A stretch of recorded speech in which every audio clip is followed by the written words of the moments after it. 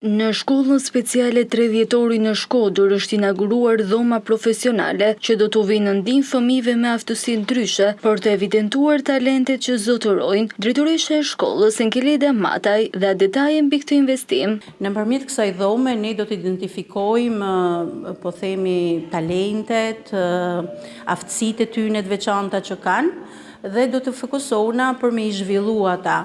Ne në kurrikulën tonë kena edhe një lanë të tillë që quhet aftësim paraprofesional dhe kjo dhomë tashmë ishte domosdoshme për zhvillimin e kësaj lane.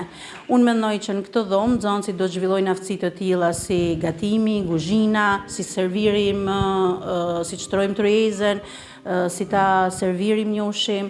Gjithashtu do të zhvillohen aftësi të tjera për sa i takon rrobaçepsisë, punës së dorës, por pse jo edhe talente në fushën e artit, pikturës, por edhe do të ndihmojnë nxënësit sidomos për rregullimin dhe koordinimin e aftësive të tyre fine. Ishte një nga shkollat private të qytetit, ajo që përmes projektit Sinfonia e Jetës vori në zbatim këtë ide e cila u lindi nxënësve gjatë zhvillimit të praktikës profesionale.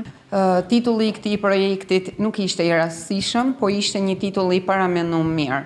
Ashtu sikurse edhe projekti ishte një projekt i paramenduar mirë.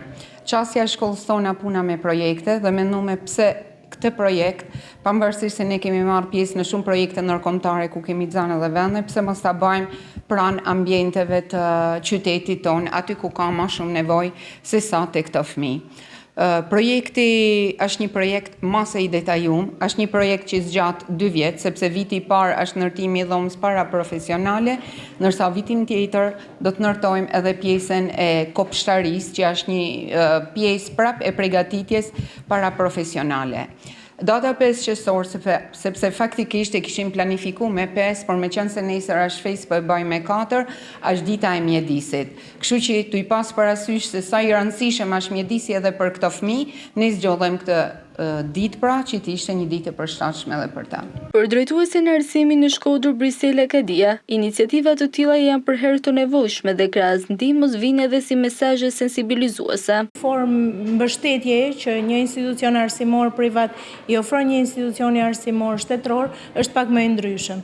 Ne kemi shkolla që janë qendër komunitare që synojmë të afrojmë prindrit me shkollën, por kjo e tejkalon atë të qendrës komunitare dhe është një nisëm shumë e veçantë dhe unë shpresoj që të bëhet pastaj edhe vazhdimsi për raste dhe mbështetje të tjera. Në shkollën speciale 3 dhjetori, sado që të investojmë, qoftë në pjesën infrastrukturore, qoftë edhe në pjesën emocionale, gjithmonë do ketë nevojë për të investuar edhe më shumë.